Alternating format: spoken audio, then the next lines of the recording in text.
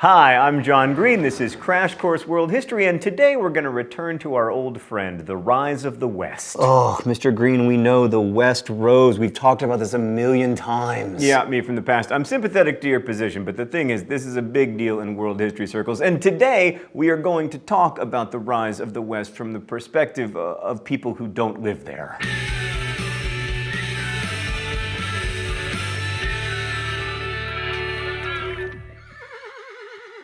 So today we're going to look at how some people who experienced the rise of the West firsthand responded to it. We're going to focus on East Asia and also the Middle East, which is also Asia. Anyway, both of these communities dealt with European imperialism in the 19th and early 20th centuries. So just a quick note here, European imperialism affected millions of people, including agricultural and industrial workers, very few of whom left records of their experience. So we end up relying on the words of people who wrote things down, intellectuals. Now many of those people were European, but in this case, most of what we'll be examining today is covered by a fascinating book by Pankaj Mishra called The Ruins of Empire, The Revolt Against the West and the Remaking of Asia. Mishra's book draws heavily from the perspectives of three Asian thinkers, and I will remind you, mispronouncing things is my thing. He looks at Middle Easterner Sayyid Jamal ad-Din al-Afghani, Leng Chi-kao from China, and Rabindranath Tagore from India. Through their eyes, we can see that Asians did recognize the coming dominance of Europe, but they also developed ideas about imperialism that provided a counterweight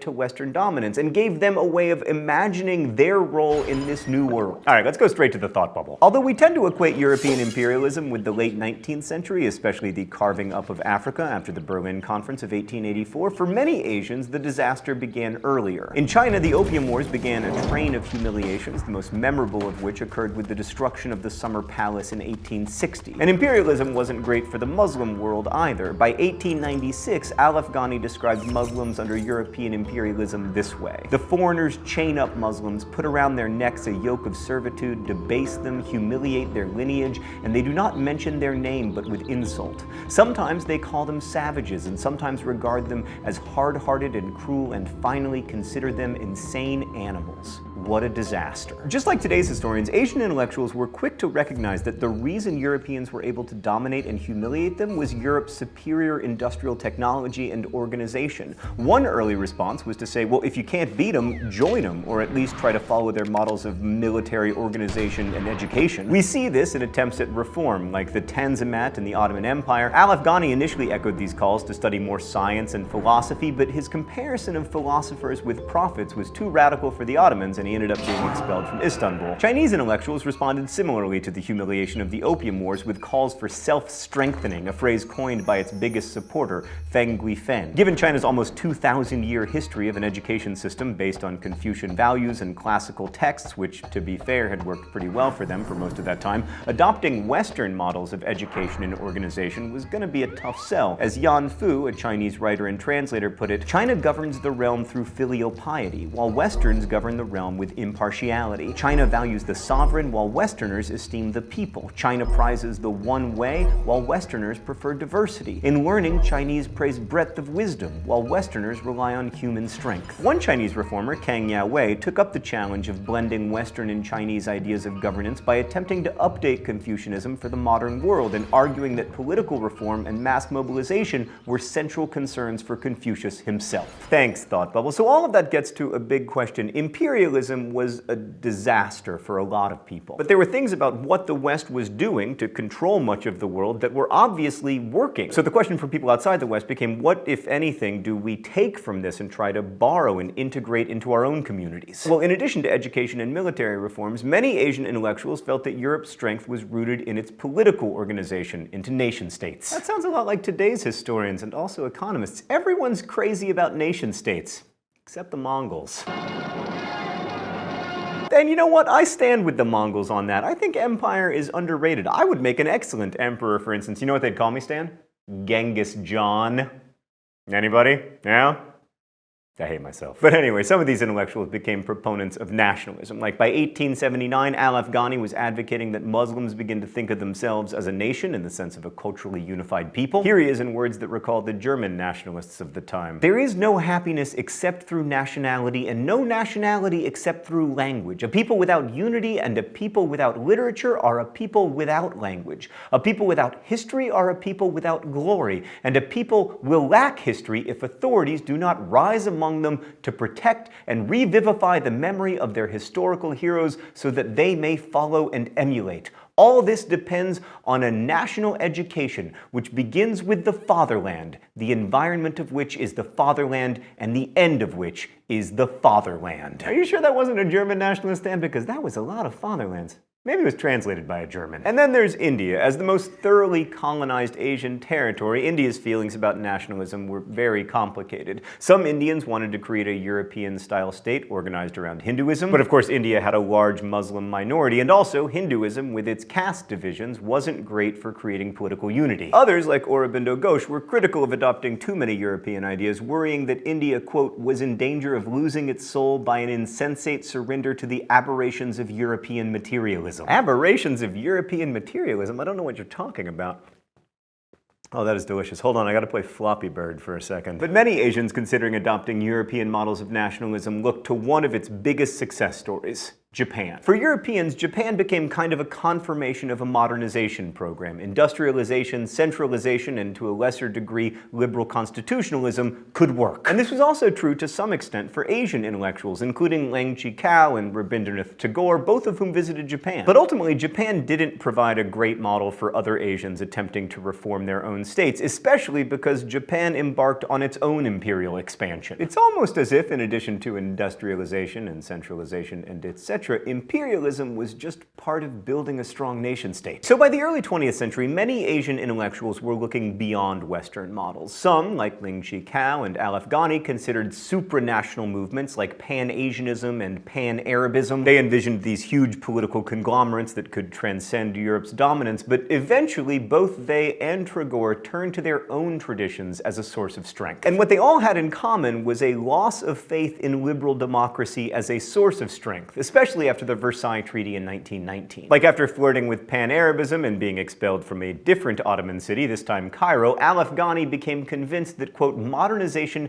hadn't secured the Ottomans against infidels. On the contrary, it had made them more dependent. He embraced the idea that the best defense against the West was Islam. Mishra says of this, as he saw it, attacking religion risked undermining the moral basis of society altogether and weakened the bonds that held communities together, precisely the weakening that had plunged Muslims everywhere into crisis. Now, this doesn't mean that he became what we today think of as an Islamist radical or an anti-modernist. Instead, he believed that the Quran contained its own calls for reform and that Islam could be a catalyst for change. Ultimately, Al-Afghani believed that the transformation of Islamic society had to come from within. Like his favorite Quranic injunction was, God does not change the condition of a people until they change their own condition. In China, Liang Qikao came up with a different source of reform, the strong state. After the failure of the Boxer Rebellion in 1901, he wrote his awesomely titled On the New Rules for Destroying Countries. This was a critique of European imperialism, but it was also a call for a strong, somewhat authoritarian state that could stand up to the West. Nah, China would never do that.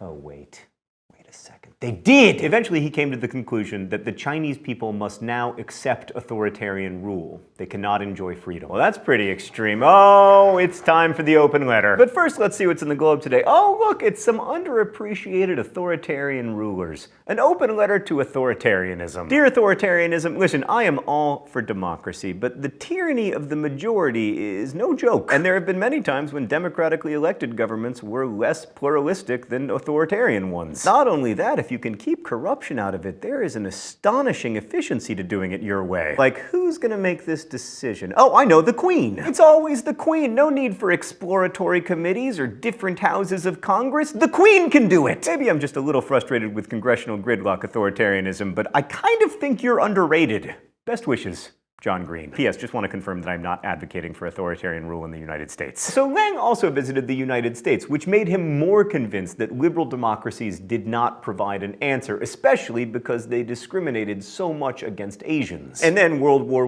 I and the insane map-drawing spree of the Treaty of Versailles just further confirmed all of it. I mean, despite the lofty rhetoric of Woodrow Wilson's 14 points and the League of Nations and everything, the result of the war looked suspiciously like the pre-war imperialism that many Asians believed was a cause of the war in the first place. But perhaps no one was more skeptical of the if you can't fight 'em, emulate 'em strategy of dealing with imperialism than Indians. Gandhi, for instance, went very far in his critique of the West's modernism, saying that it lacked spiritual freedom and social harmony, even rejecting many aspects of the Industrial Revolution itself. I mean, this was a person who sewed his own clothes. And interestingly, one of the most vocal Indian critics of the West was the one who was perhaps most positively received there. Tagore won the Nobel Prize for Literature in 1913 for a body of work that essentially said, "You guys are terrible at everything." To quote Mishra, Tagore's message to the West was that their modern civilization, built upon the cult of money and power, was inherently destructive and needed to be tempered by the spiritual wisdom of the East. Now, he didn't reject industrialization completely, and he acknowledged that, quote, "The age belongs to the West, and humanity must be grateful to you for your science,"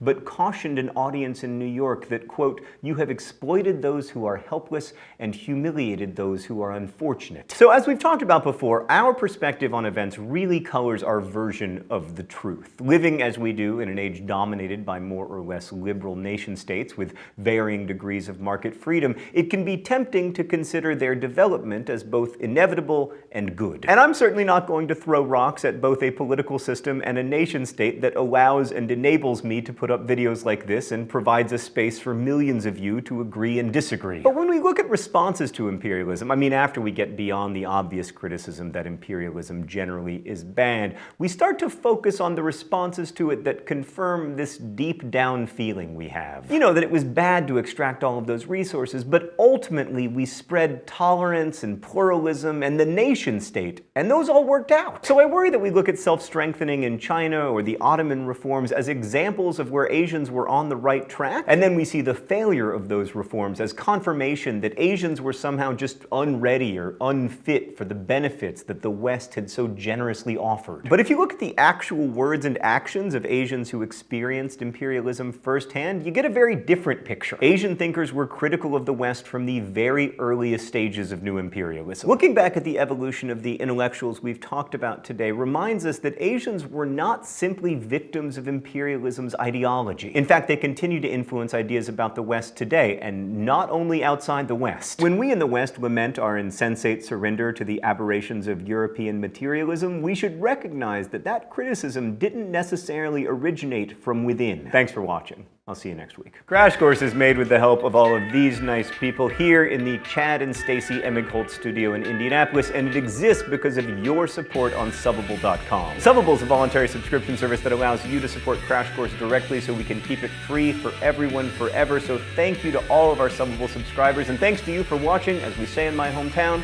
don't forget to be awesome.